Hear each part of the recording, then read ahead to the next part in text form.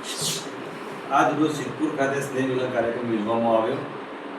સ્નેહ મિલન કાર્યક્રમમાં હોદ્દેદારો અને કાર્યકર્તાઓ બધા સાથે મળીને આજે એક એવો મહત્વનો નિર્ણય લેવામાં આવ્યો કે આજ સુધીમાં સિદ્ધપુર ખાતે 2 મંત્રીઓ આપવામાં આવ્યા કેબિનેટ, પણ મા સરસ્વતીના ધામની અંદર 2 કેન્દ્રીય મંત્રીઓ સિદ્ધપુરનું જે વિકાસ ટોટલી રૂંધી નાખવામાં આવ્યો.